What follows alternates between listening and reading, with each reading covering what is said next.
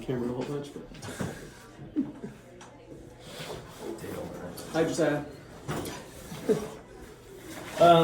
All right, so glad to be back. We had like a week off. I think the only assignment I gave you was another chapter in the book, right? 2 more chapters. 2 chapters. Sorry, that's right. So did you read through chapter 8? Is that what I'm remembering? 8 and 9. That's okay. Very good.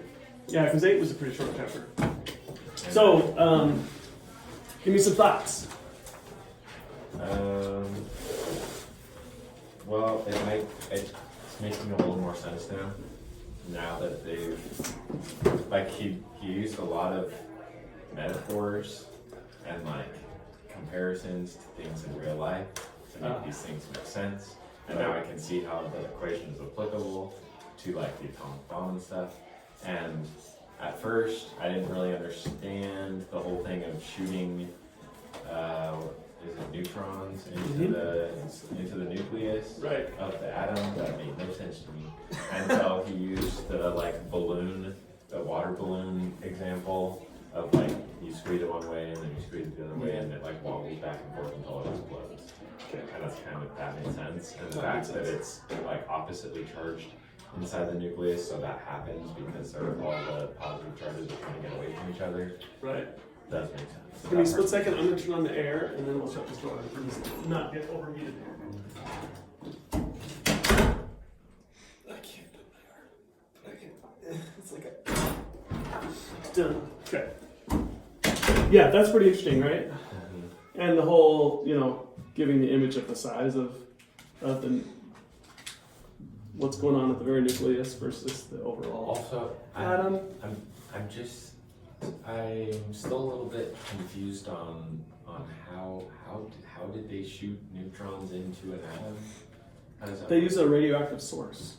So they have, So radioactive sources have an unstable nucleus. They have an unstable number of neutrons.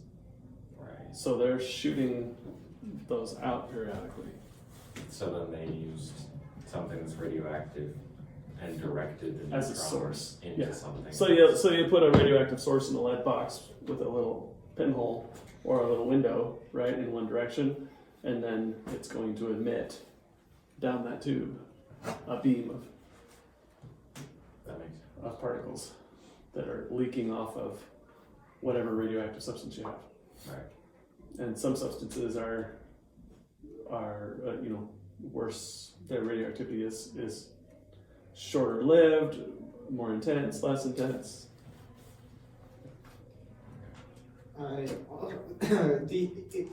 So with Meitner, it's like, is it the same girl who got cancer because she kept uranium in her pocket for a really, really long time? That was Marie Curie. Yeah. Oh, okay. So at this time, did they know it was dangerous then, with how much they had been around? Not really. And stuff? I mean, this is the 30s. This is before the 30s.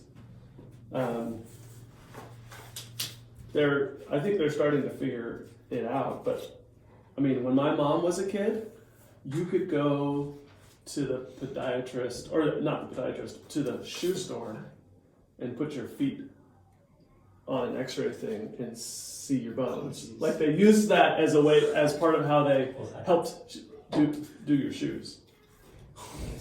They really didn't realize It's probably not. the problematic implications. It's like those Dr. Scholl's things they had. You remember the little podiums, you stand on it, you look down and it tells you what your shoe thing is? Yeah. Yeah, it's like one of those. It's like that. Yeah, but you could go in and see. Yeah. That's horrifying. Yeah. Also, foot cancer. Cancer. Lots and lots of cancer. Yeah, that's.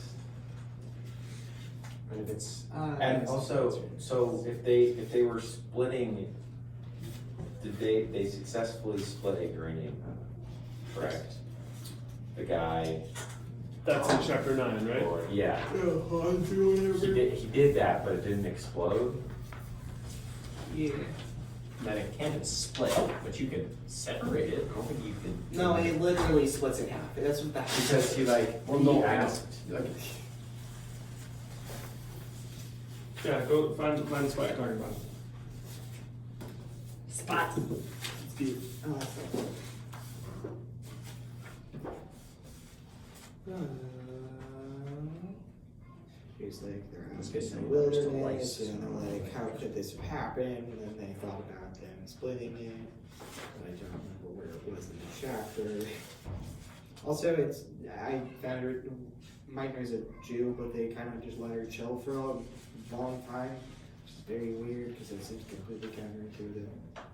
Didn't last long, but like, In Germany, I mean. yeah, Germany specific. It was a slow progression. When? Hold on. I need to. Right. What year was this? The 19 somethings. Because unless it was 1938. I guess that's true, but she got a lot of Nazi people on her back. They explained that. Hold on, I don't remember. So it gets to it is fission 1938. right at the end of the chapter. Yeah, it's really. So no, yeah, 1938 was like the beginning of the Nazi Party, or like the uptick in the. She worked out that the two nuclei formed by a division of the uranium nucleus would be lighter than the original uranium nucleus by about 1/5 of the mass of a proton. Whenever mass disappears, energy is created. But how much energy would that be? 1/5 of a proton is a preposterously tiny speck of matter. The dot over letter I has more protons than there are stars in our galaxy. Like, what the heck, man? That's hard to conceive of. But the disappearance of that fifth of a proton has to be enough to generate 200 mega electron volts MeVs of energy, which is pretty crazy.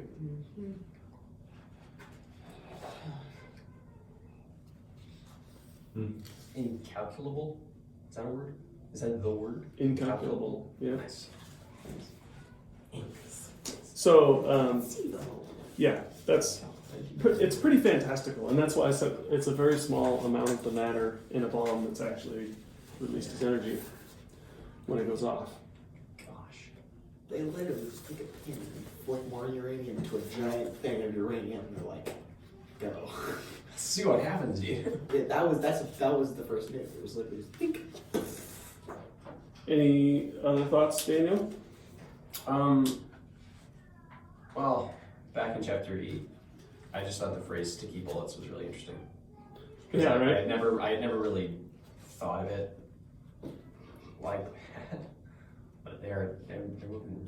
Yeah, and I think the way I read that is that there's a very weak attraction to the nucleus for the neutron, and if it's going fast, it's just always on escape velocity, right? And you'd have to get super lucky and shoot it directly into that tiny speck, which you're almost never going to do, to actually hit the nucleus. But if you put it in slow, then it's like floating through and ends up sticking.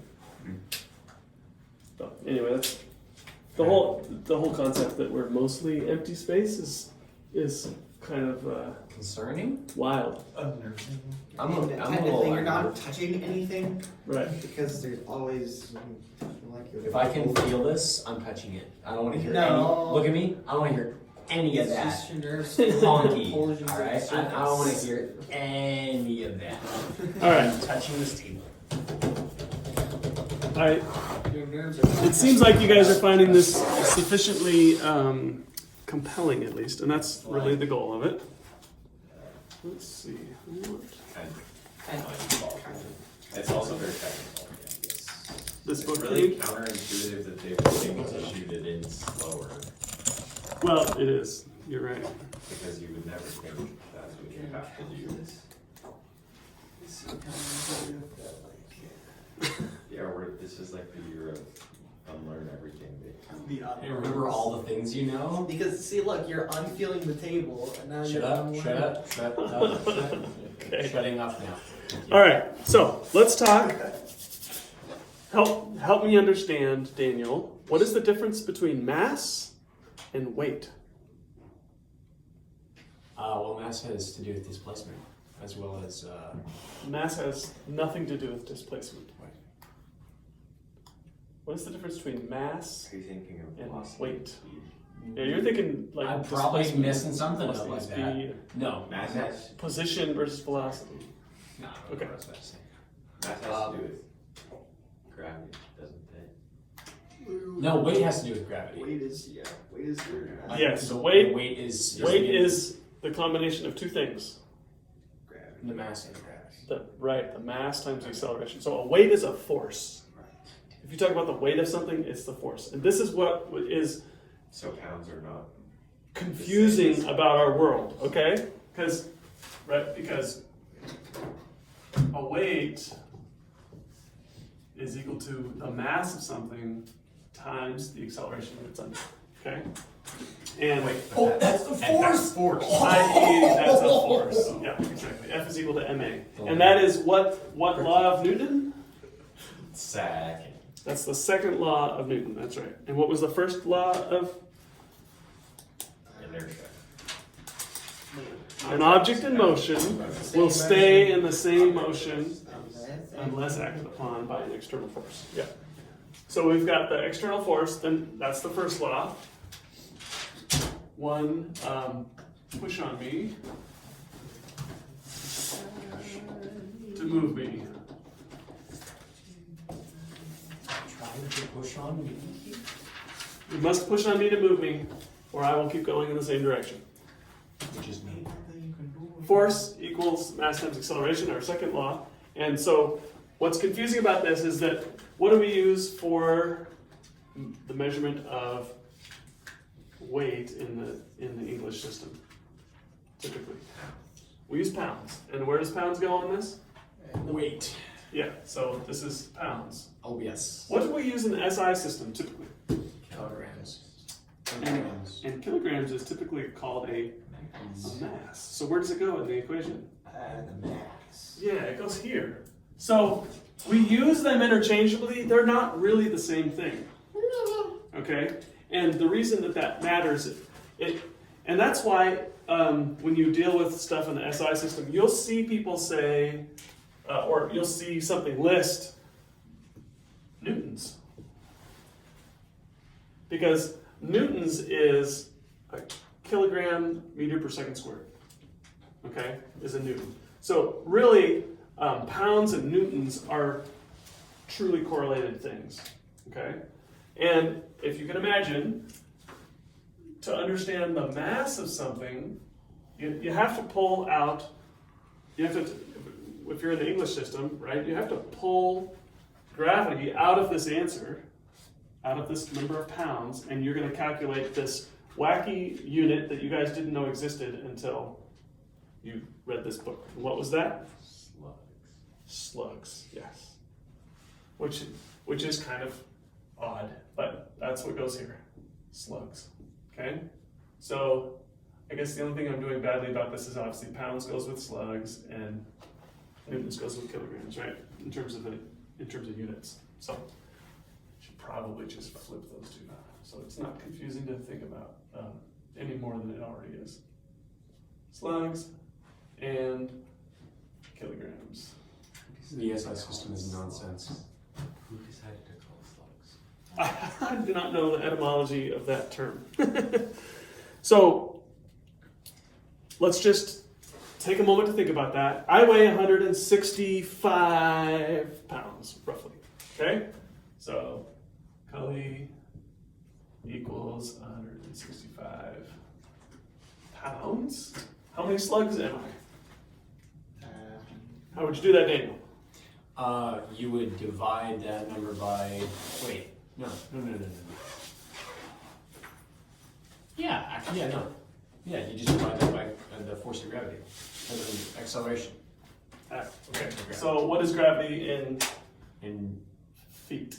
feet, 32.2 feet per second squared, Very dude. good. 32.2. And so what does that come out to? How many slugs am I roughly?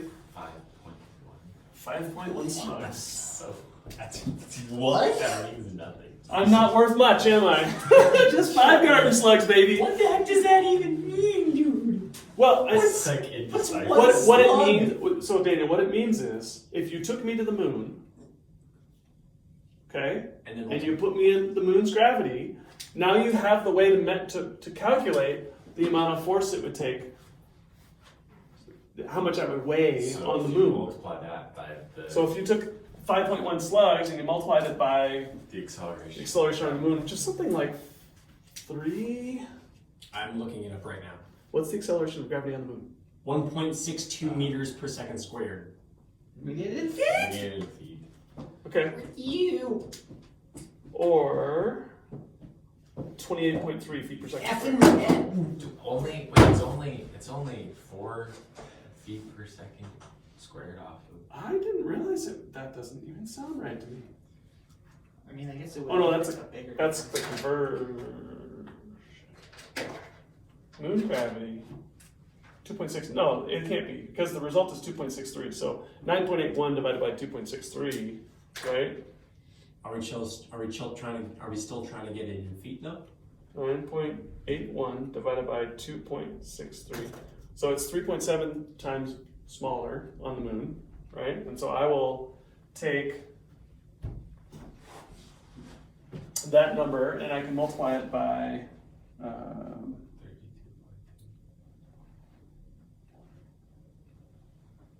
okay, so it's about 32.2 divided by 3.73 gives me about 8.63. So 8.63 feet per second squared. On the moon, I'm going to weigh about 47 pounds or something. 44. There you go, 44 pounds. Okay, that's why slugs is. I mean, if you're stuck in that unit system, that's why it's meaningful and helpful, because you can take that number, multiply it by the gravity that you're involved with, right, and you can calculate the force involved. You can also, for example, say if my spaceship weighs 1,000,000 pounds on Earth, well, how do I know how much force it takes to accelerate it? Right? So let's just change this from Kali to the spaceship, right? My spaceship,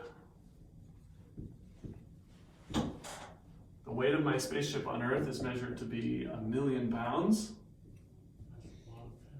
Okay? I need to know how much force is it going to take for me to accelerate it at, let's say, 10,000.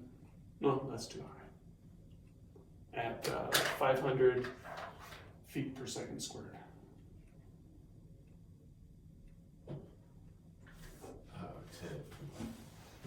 So what if we were going to accelerate it at? That's terrible. If we said our acceleration was equal to 500 feet per second squared, I need to know, what does my rocket thrust have to be? What is the force? Is there any force acting on it? Because it's in space. Well, No, I want to accelerate it. to Because get- I'm going to like the far reaches of the universe, and I'm gonna have to get up to speed faster than to get off. Is this like to get off the Earth or? Just to the. I'm saying once I get in outer space. Okay. Okay, so I'm out in space now. I need to get to like Alpha Centauri, Oh, and I want to get there before I die. Okay, so I need to accelerate with some significant amount for a long time, right? In order to get fast enough. we need to find the mass of the ship, right? Right, we need the mass of the ship. Right. So we're going to divide that by. Is it gravity? Yeah. Yeah, W Yeah, over yeah. gravity, 32.2. the acceleration of gravity, let's say, So I'm is going to be equal to the mass, right? And so 1,000,000 over 32 point Is 31,055. I'm reading. 31,055 slugs. And now what's the force required to accelerate at this rate? Oh gosh, I had to multiply by 500. Yeah. So now we're going to take M times A, or Big 31,055 number. slugs Yep. Times 500. 15 million. Yeah. 15 million pounds of thrust. Wait, is it not? Yeah, it's 15 million. Wow. So that's 15 15 million let's say, 500. M pounds, million pounds. 15. So that's a lot of force you would have to generate in thrust in order to get that kind of acceleration on that. And you can see, I mean, if you think about like the rocket, take a SpaceX capsule taking off, right? Its acceleration is not significantly higher than gravity, is it? It's doing almost all it can just to overcome gravity. When you watch those takeoffs, have you guys seen those recently? Yeah. Yeah, we watched one in the middle of our class. Pretty cool. Pretty cool. They've got enough fuel left on board on those things and smart enough controllers to land the booster stage back on a platform. That's insane. That is is really insane. cool. Go watch it. That is super cool. Yeah. That's Okay. like Star Wars stuff, right? So the reason for us that it doesn't matter whether we're talking about something in pounds or in kilograms, if you're like, oh, well, this is, 0.5 kilograms or, about 1.5 pounds or whatever. The reason that doesn't matter here on Earth is because we're all measuring it in the same gravitational field, right? And they were smart enough to decide, well, let's set up our meter and our units, right? So that the way we read our meter and the way we think about what something weighs is the same as its mass. It's not particularly important. It's just helpful to realize, okay, when I talk about something in pounds, I'm really not talking about its mass. But when you're given a value in kilograms, they've calibrated the measurement so that a kilogram really is the mass. All right, so that's why it ends up being a little easier and more intuitive at times to work in the SI unit system, because things get a little more confusing when you're talking about slugs, and that is even more meaningless to you than kilograms, right? Which are less common to you, but you're like, oh, okay, I get it. 2.2 pounds is a kilogram. Yeah.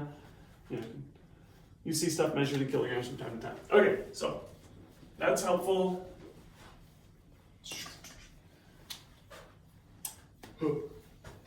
Now, I found it interesting in your text. Here's a question for you. Is gravity the same at all points on the Earth?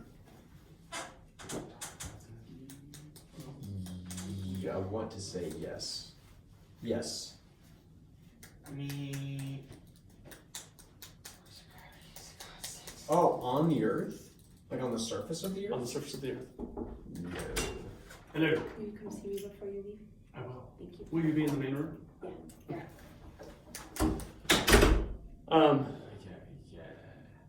Yes. No. Okay. Are you So, saying like so your book mountains talks also? about it. It's Does not it? identical. I don't know if we read that part. It's not identical. I didn't do it. As you You may not have read that far. You stopped right before mass and weight, so yeah. You will learn later in the module that the acceleration due to gravity on Earth depends slightly on where you are. At the North Pole, for example, the acceleration due to gravity is 9.83 meters per second squared, whereas near the equator, the acceleration is 9.78. Though both of these numbers round to 9.8, but the point is, it's not identically the same. Something will be a little bit off in weight if you measure it at the North Pole versus at the equator. Why would that be?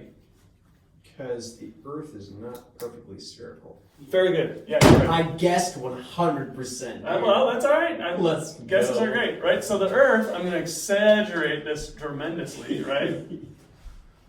Is spinning about this axis, right? And if you imagine a water balloon, right, and you had a water balloon that had an axis through it that allowed you to spin it, that water balloon would sort of like mush out a little bit, Ball right? out a little bit, boy. Yeah, and so that's what happens. If you're on the equator, the Earth is spinning around pretty fast.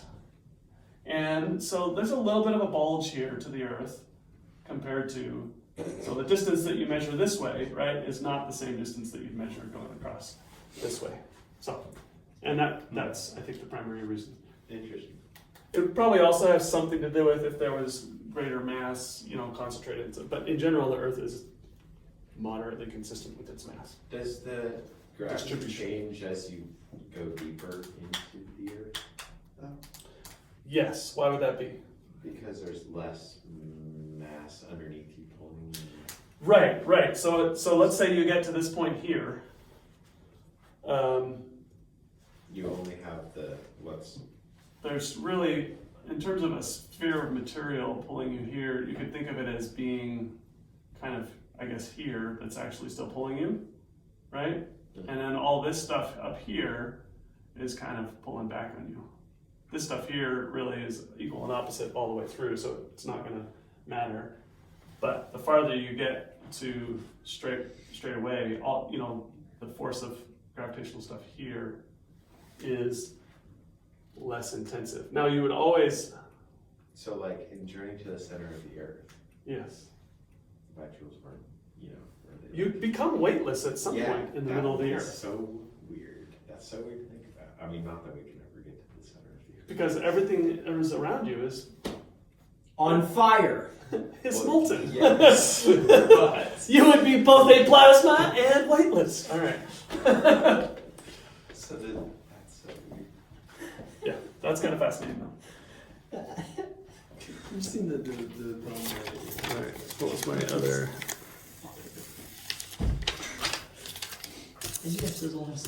Okay, so let's talk, before we talk Newton's third law, let's take a moment to talk about friction. Okay? Friction! So I think we touched on friction Wednesday before we got out of break a couple weeks ago. What do you remember? Do you remember anything? Oh, Daniel, you weren't here. Tell me what your thoughts are when you think of friction. Friction is a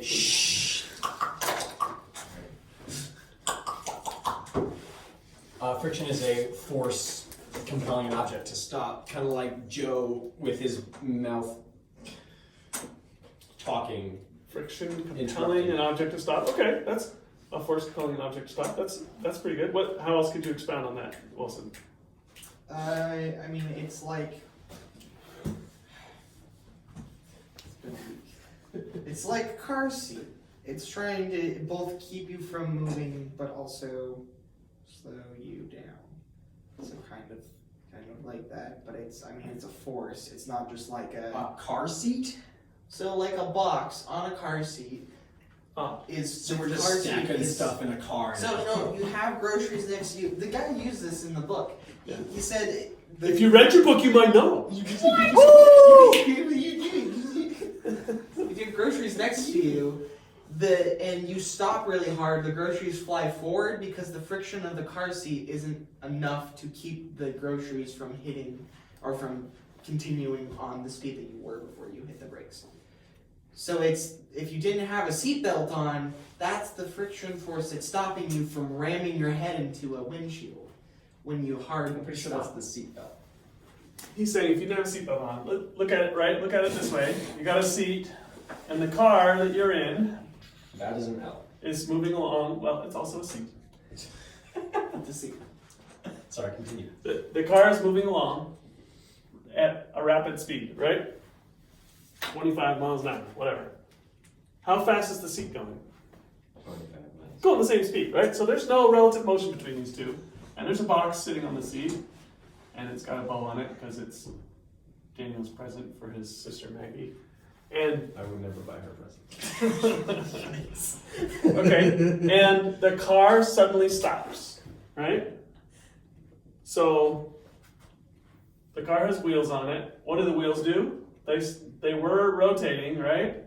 But all of a sudden, this brake pad clamps and makes these not want to turn, right? And the car doesn't keep moving because the wheel here is stuck to the road, right? And so as the wheel turns slower and slower, the car slows down. So you've got friction here, right? You also have friction And on then the brake pad. the box, what prevents the box from just continuing on? Remember Newton's first law. You have to push on me to move me, or if I'm already moving, you have to push on me to make me stop, right? So what prevents the box from just continuing on its journey? The